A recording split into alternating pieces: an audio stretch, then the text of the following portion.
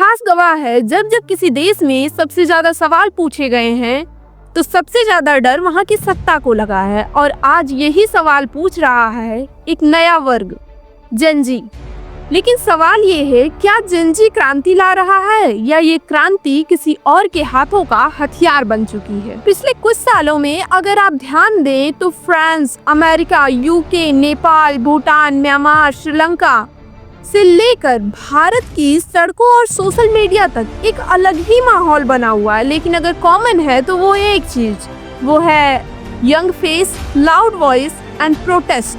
कहीं ये प्रोटेस्ट भ्रष्टाचार के खिलाफ तो कहीं वॉर के खिलाफ, कहीं नेपोटिज्म के खिलाफ तो कहीं सरकार के खिलाफ, कहीं क्लाइमेट के नाम पर तो कहीं सिस्टम को ही नकारने के नाम पर। जेन जी बोल रहा है हमें पुरानी दुनिया नहीं चाहिए।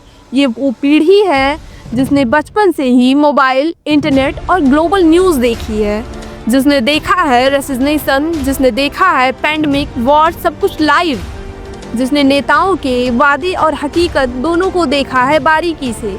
इसीलिए ये पीढ़ी सवाल करती है, किसी अथॉरिटी को ब्लाइंडली नहीं मानती है और एडजस्ट करने वाले माइंडसेट को बिल्कुल रिजेक्ट करती है। अब जरा दूसरी ओर भी सुनते हैं। जेन जी के आलोचक कहते हैं कि इनको ग्राउंड रियलिटी नहीं पता, ये व्हाट्सएप यूनिवर्सिटी और सोशल मीडिया से भटके हुए हैं। इनके इस प्रोटेस्ट की वजह से इकोनॉमी, लॉ एंड ऑर्डर बिगड़ता है। और वो ये भी कहते हैं कि जेन जी तो फॉरेन आइडियोलॉजी कॉपी कर रहे हैं। भारत में खास तौर पर एक डर है कि क्या यूथ को राजनीतिक हथियार बनाया जा रहा है, कि कुछ नेता ऐसी बयानबाजियां कह रहे हैं जिसे कहा जाता है कि ये जेन जी को भड़काने की कोशिश है, जिसमें वो कहते हैं कि भारत का युवा, भारत के छात्र भारत के लोकतंत्र को बचाएंगे, संविधान को बचाएंगे, वोट चोरी को रोकेंगे। और ये बयान उस समय आता है जब भारत का पड़ोसी देश नेपाल जेन जी के प्रोटेस्ट में जल रहा था। तो क्या ये भारत को डिस्टेबलाइज करने की कोशिश है? पर सच तो ये है कि पॉलिटिक्स हमेशा से यूथ को टारगेट करती आई है, क्योंकि यूथ के पास नंबर्स हैं, इमोशंस हैं और सबसे बड़ी बात एनर्जी है। लेकिन हमारा मुद्दा ये नहीं है कि पॉलिटिक्स यूथ को इन्फ्लुएंस कर रही है या नहीं कर रही है, बल्कि हमारा मुद्दा है कि क्या यूथ इतना बेवकूफ़ है कि वो पपेट बन जाए। और कहानी में यहाँ ट्विस्ट और बढ़ जाता है, क्योंकि भारत का जेन जी सिर्फ प्रोटेस्ट नहीं कर रहा बल्कि काउंटर क्वेश्चंस भी पूछ रहा है। क्योंकि आज का भारतीय युवा सिर्फ स्लोगन नहीं बल्कि डाटा मांग रहा है, सिर्फ लीडर को नहीं बल्कि लॉजिक को सुनना चाहता है, सिर्फ राइट को नहीं बल्कि रिस्पॉन्सिबिलिटी को भी समझ रहा है। और यही वजह है कि एक तरफ तो प्रोटेस्ट है, दूसरी तरफ है स्पिरिचुअल रिवाइवल। ये सच है, लेकिन इसे बहुत कम ही लोग एक्सेप्ट करते हैं और बहुत कम ही लोग कहते हैं। और यही वजह है कि एक तरफ तो प्रोटेस्ट हो रहा है, दूसरी ओर स्पिरिचुअल रिवाइवल। क्योंकि भारत का जेन जी प्रोटेस्ट करने के साथ साथ गीता पढ़ रहा है, वो ध्यान लगा रहा है, वो मेडिटेशन कर रहा है, वो माइंडफुलनेस की ओर लौट रहा है, अपनी आध्यात्मिकता की ओर वापस आ रहा है।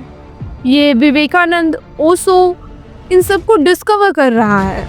लेकिन ये सब हो क्यों रहा है? क्योंकि भारत के जेन जी को समझ आ गया है कि सिर्फ सिस्टम को बदलने से कुछ नहीं बदलने वाला, जब तक हम स्वयं को नहीं बदलेंगे और अपने अंदर की शक्ति को नहीं पहचानेंगे।